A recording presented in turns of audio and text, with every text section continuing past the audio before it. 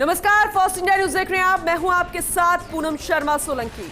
Special programme आपको दिखाते हैं, बात करेंगे ईरान की, क्योंकि ईरान के राष्ट्रपति इब्राहिम रईसी का हेलीकॉप्टर दुर्गम घाटी में क्रैश होने से उनका निधन हो गया है। हेलीकॉप्टर हादसे का शिकार हुए इब्राहिम रईसी ईरानी विदेश मंत्री सहित 9 लोगों की मौत हो गई है। बचाव कर्मियों को बड़ी मुश्किल से ड्रोन की मदद से हेलीकॉप्टर का मलबा मिला। पहाड़ी के ढलान पर खाक हो चुके हेलीकॉप्टर का मलबा ईरान के करीब 9 करोड़ लोगों की उम्मीदों को भी राख कर गया। वो रविवार शाम से ही अपने राष्ट्रपति की सलामती की दुआ मांग रहे थे। मलबे तक रेस्क्यू टीम के पहुंचने और मलबे की तस्वीरें सामने आने के बाद ईरान ने इस आशंका पर मुहर लगा दी कि 63 साल की उनके राष्ट्रपति इब्राहिम रईसी अब नहीं रहे। हादसे का जिम्मेदार खराब मौसम को ठहराया जा रहा है, लेकिन कई लोगों को लगता है कि यह हादसा कोई साजिश भी हो सकती है। आज बात इसी अंतर्राष्ट्रीय मुद्दे पर।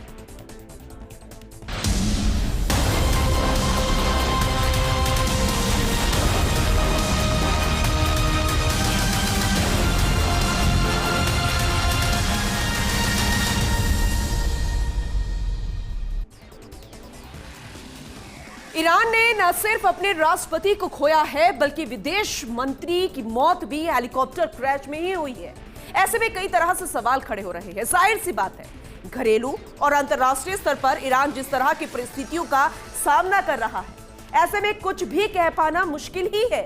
तनावपूर्ण माहौल के बीच राष्ट्रपति रईसी के साथ हुई इस हादसे को लेकर चर्चाएं इस बात को लेकर शुरू हो गई है कि कहीं रईसी की मौत के पीछे किसी दुश्मन देश का हाथ तो नहीं है। लेकिन ईरान और अमेरिका के संबंधों में तनाव, इजराइल और गाजा युद्ध के बीच इस घटना पर सवाल उठा रहे हैं। बेहद अहम सवाल। ईरान की जनता जानना चाहती है कि क्या वाकई में रईसी की मौत तो हो गई, लेकिन क्या ये सिर्फ एक हादसा है या फिर कोई साजिश? इससे से जुड़ी ये खास रिपोर्ट देखिएगा। अजरबैजान के पास हेलीकॉप्टर क्रैश। हेलीकॉप्टर क्रैश, ईरानी राष्ट्रपति की मौत। इब्राहिम रईसी की मौत पर मातम। कैसे क्रैश हुआ रईसी का हेलीकॉप्टर? खराब मौसम तो नहीं, हादसे की वजह। रईसी की मौत की उलझी पहेली। हादसा या साजिश?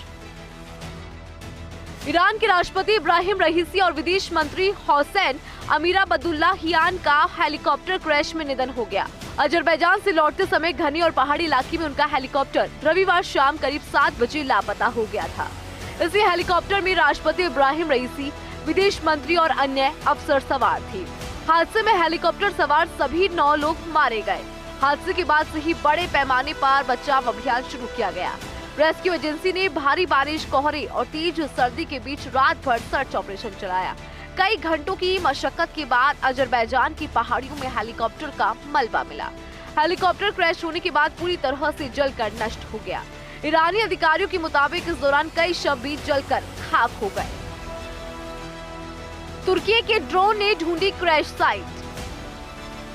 सर्च ऑपरेशन में जुटे तुर्की के एक ड्रोन को अजरबैजान की पहाड़ियों पर ताविल इलाके में जलती हुई एक जगह देखा गया, जिसे देख शक हुआ कि ईरानी राष्ट्रपति रईसी के हेलीकॉप्टर का मलबा हो सकता है।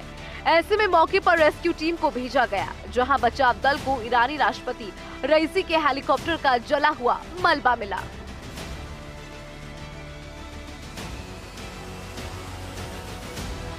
ईरानी राष्ट्रपति इब्राहिम रईसी 19 मई की सुबह अजरबैजान के राष्ट्रपति इल्हाम अलीयेव के साथ एक बांध का उद्घाटन करने गए थे। इस बांध को ईरान और अजरबैजान ने मिलकर बनाया है। बांध का उद्घाटन कर लौटते समय उनके हेलीकॉप्टर में विदेश मंत्री हुसैन, पूर्वी अजरबैजान प्रांत के गवर्नर मलिक रहमती, तबरीज के इमाम मोहम्मद अली अलहाशिम सवार थे। वहीं हेलीकॉप्टर के पायलट और को पायलट के साथ crew chief, head of security और बॉडीगार्ड भी इसमें मौजूद थे। हादसे में सभी की जान चली गई। कौन थे इब्राहिम रईसी? इब्राहिम रईसी का जन्म 1960 में उत्तर पूर्वी ईरान के पवित्र शहर मशहद में हुआ। वे कम उम्र में ही ऊंचे ओहदे पर पहुंच गए थे। रईसी के पिता एक मौलवी थे। रईसी जब 5 साल के थे तभी उनके पिता का निधन हो गया था। अपने पिता के कदमों पे चलते हुए इब्राहिम रईसी ने 15 साल की उम्र से ही कोम शहर में स्थित एक शिया संस्थान में पढ़ाई शुरू की। अपने छात्र जीवन में उन्होंने पश्चिमी देशों से समर्थित मोहम्मद रेजा के खिलाफ प्रदर्शन में हिस्सा लिया। बाद में अयतुल्ला रुहुल्लाह खामेनेई ने इस्लामिक क्रांति के जरिए साल 1979 में शाह को सत्ता से बेदखल कर दिया। सिर्फ 20 साल की उम्र में ही इब्राहिम रईसी को तेहरान के करीब स्थित करास का महाअभियोजक नियुक्त किया गया। साल 1989 से 1994 के बीच रईसी तेहरान की महाअभियोजक रहे। इसके बाद 2004 से अगले एक दशक तक न्यायिक प्राधिकरण के डिप्टी चीफ रहे। साल 2014 में वो ईरान की महाअभियोजक बन गए। ईरानी न्यायपालिका के मुख्य रहे। रईसी के राजनीतिक विचार अति कट्टरपंथी माने जाते थे। उन्हें ईरान के कट्टरपंथी नेता और देश के सर्वोच्च धार्मिक नेता आयतुल्लाह अली खुमैनी का करीबी माना जाता था। इब्राहिम रईसी हुजातुल इस्लाम यानी इस्लाम का सबूत की धार्मिक पदवी भी उन्हें दी गई थी। वे जून 2021 में उदारवादी हसन रूहानी की जगह इस्लामिक रिपब्लिक ईरान के राष्ट्रपति चुने गए। चुनाव अभियान के दौरान रईसी ने खुद को एक ऐसे व्यक्ति के रूप में प्रचारित किया कि वे रूहानी शासन के दौरान पैदा हुए भ्रष्टाचार और आर्थिक संकट से निपटने के लिए सबसे अच्छे विकल्प है।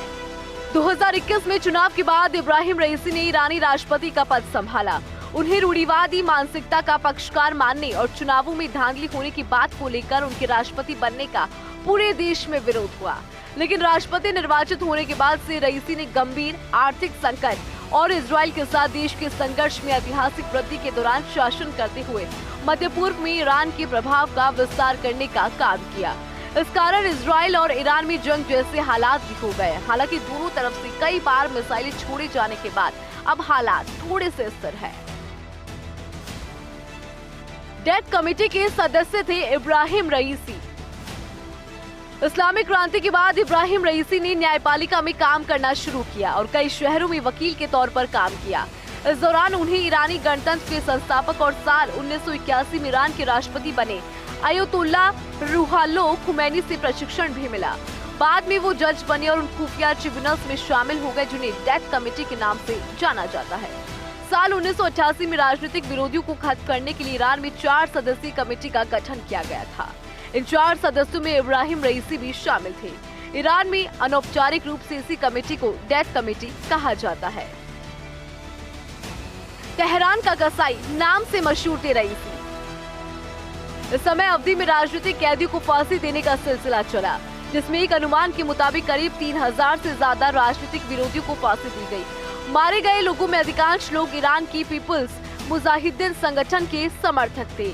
इसी कारण रईसी को तेहरान का कसाई भी कहा जाता है। अमेरिका ने लगा रखा था बैन। अमेरिका के ट्रेजरी विभाग ने रईसी पर साल 2019 से बैन लगा रखा था।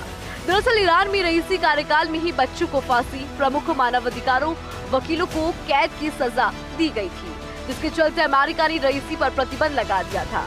Bureau report, first India news. तो ईरान के राष्ट्रपति अब नहीं रहे, लेकिन उनके संबंध उन्होंने कुछ ऐसे बनाए दुनिया के दूसरे मुल्कों के साथ कि आज उनके जाने के बाद ईरान के लोगों के साथ दूसरे मुल्क खड़े नजर आ रहे हैं, सहयोग देते नजर आ रहे हैं, जिसमें भारत भी साथ देता नजर आ रहा है। दरअसल ईरान के राष्ट्रपति की मौत हो गई है, हादसा हुआ है, अब वो नहीं रहे हैं, लेकिन सवाल खड़ा हो रहा है कि क्या यह हादसा है या फिर साजिश है। ऐसे में आपको कुछ वक्त पहले लेकर चलते हैं, जहां गाजा पट्टी पर इजरायली बम बरस रहे थे। इजरायली सेना गाजा पर कहर बरपा रही थी और इस बीच अचानक से ईरान के राष्ट्रपति इब्राहिम रईसी का हेलीकॉप्टर अजरबैजान से उड़ान भरने के बाद गायब हो जाता है और पूरे ईरान से लेकर दुनिया भर में हलचल मच जाती है। कई देशों में खलबली मच जाती है कि आखिर ईरानी राष्ट्रपति के हेलीकॉप्टर का क्या हुआ। इसी बीच रईसी की मौत की खबर से दुनिया भर के मुल्कों में मातम छा गया। भारत साथ ही कई देशों ने शोक जताया है और इस दुख की घड़ी में ईरान के साथ हर कोई खड़ा नजर आ रहा है। चलिए आपको ये स्पेशल रिपोर्ट भी दिखाते हैं।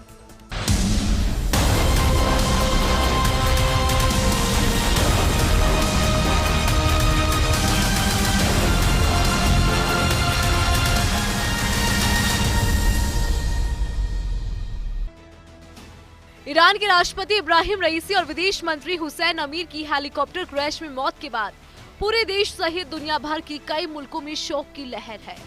खराब मौसम के चलते रईसी के हेलीकॉप्टर को हार्ड लैंडिंग करने के लिए मजबूर होना पड़ा। इस दौरान हेलीकॉप्टर हादसे का शिकार हो गया से दोनों शीर्ष नेताओं की मौत हो गई। रईसी जिस हेलीकॉप्टर में सवार थे वो अमेरिका निर्मित बेल 212 हेलीकॉप्टर था। बेल 212 हेलीकॉप्टर पहली बार 1960 के दशक में अस्तित्व में आया। पहले की तुलना में बेल 212 हेलीकॉप्टर शक्तिशाली और विश्वसनीय माना जाता है, लेकिन ईरान के राष्ट्रपति इब्राहिम रईसी का हेलीकॉप्टर क्रैश हुआ तो उसको लेकर काफी सवाल उठने लगे। हादसे को हेलीकॉप्टर की हार्ड लैंडिंग नहीं मानकर साजिश के तौर पर देखा जा रहा है। अमेरिकन कंपनी ने बनाया बेल 212 हेलीकॉप्टर। ये एक यूटिलिटी हेलीकॉप्टर है जो लोगों को लाने ले जाने और माल ढोने में सक्षम है। इस पर हथियार भी लगाए जा सकते हैं। इसे अमेरिका की कंपनी बेल टेक्सट्रॉन इंक ने बनाया। इसका हेडक्वार्टर टेक्सास में है। बेल 212 हेलीकॉप्टर कंपनी के आइकॉनिक मॉडल में से एक था। 2 ब्लेड वाला ये एयरक्राफ्ट मीडियम साइज का हेलीकॉप्टर है, इसीलिए इसे 2 ब्लेड हेलीकॉप्टर भी कहा जाता है। इसके ईरानी मॉडल को सरकारी यात्री कैरी करने के लिए डिजाइन किया गया था। इसमें पायलट सहित 15 लोग बैठ सकते हैं। बेल 212 हेलीकॉप्टर की विशेषताओं के बारे में जाने तो Bell 212 helicopter 48 feet wing span, 12 feet 7 inch ऊंचाई, 57 फीट 2 इंच लेंथ, बैठने की क्षमता क्रू सहित 15 लोग, power source 2 engine manufacturer Pratt and Whitney Canada, engine model PT63B, operating weight max ऑफ weight 5080.23 kilo, fuel capacity 656.34 kilo, payload with full fuel 1109.94 kilo, max payload 1766.28 kilo, performance maximum speed 205 kilometre प्रति घंटा, economic cruise 192.6 kilometre प्रति घंटा, service ceiling 17,400 feet ऊंचाई तक operate हो सकता है। ईरान के राष्ट्रपति रईसी की मौत की घोषणा ईरान की सबसे अहम शिया तीर्थ स्थल इमाम रजा के मकबरे से की गई। ये मकबरा उसी शहर में मौजूद है जहां रईसी का जन्म हुआ था। हालांकि इससे पहले हेलीकॉप्टर क्रैश होने के बाद सैकड़ों लोग इस मकबरे के सामने इकट्ठा होकर रईसी की सुरक्षित वापसी की दुआएं मांग रहे थे, लेकिन उनकी मौत की घोषणा के बाद ही लोग चीख चीख कर रोने लगे। वहीं इसके साथ ही ईरान की सरकार ने राष्ट्रपति रईसी की मौत के बाद इमरजेंसी कैबिनेट मीटिंग बुलाई। देश के उपराष्ट्रपति मोहम्मद मुखबीर ने इस बैठक की अध्यक्षता की। इस दौरान रईसी को श्रद्धांजलि देने के लिए उस सीट को खाली रखा गया जहां वो बैठते थे। इब्राहिम रईसी की मौत की खबर से ईरान ही नहीं बल्कि दुनिया भर के लोग स्तब्ध हैं। रईसी की मौत पर वर्ल्ड लीडर्स का रिएक्शन। रूस के राष्ट्रपति व्लादिमीर पुतिन ने रईस की मौत पर दुख जताया है। इराक के प्रधानमंत्री मोहम्मद शिया अल सुडानी, पाकिस्तान के प्रधानमंत्री शहबाज शरीफ, यूएई के राष्ट्रपति मोहम्मद बिन जायद अल नवहान, चीन के राष्ट्रपति शी जिनपिंग ने भी रईसी की मौत पर दुख जताया। उन्होंने कहा कि रईसी ने ईरान में सुरक्षा और स्थिरता बनाए रखने के लिए जरूरी कदम उठाए। वहीं भारत के प्रधानमंत्री नरेंद्र मोदी ने लिखा कि ईरान के राष्ट्रपति डॉक्टर सैयद इब्राहिम रईसी के दुखद निधन से गहरा दुख और सदमा लगा है। भारत ईरान द्विपक्षीय संबंधों को मजबूत करने में उनके योगदान को हमेशा याद किया जाएगा। उनके परिवार और ईरान के लोगों के प्रति मेरा हार्दिक संवेदना। दुख की इस घड़ी में भारत ईरान के साथ खड़ा है। ईरानी राष्ट्रपति की मौत के बाद भारत सरकार ने देश में 21 मई को एक दिन के शोक की घोषणा की है। इस दौरान रईसी के सम्मान में पूरे देश में भारत के झंडे को आधा झुकाया जाएगा। इस दौरान सरकार की तरफ से एंटरटेनमेंट के इवेंट्स नहीं होंगे। राष्ट्रपति रईसी की मौत पर इजराइल के खिलाफ युद्ध लड़ रही हमास का बयान भी सामने आया।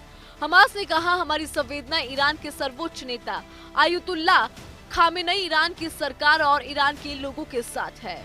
उधर रईसी की मौत पर अमेरिका राज्य फ्लोरिडा के सांसद माइकल वोल्ट्स ने खुशी जताई है। उन्होंने कहा कि अच्छी बात है कि हमें उनसे छुटकारा मिल गया।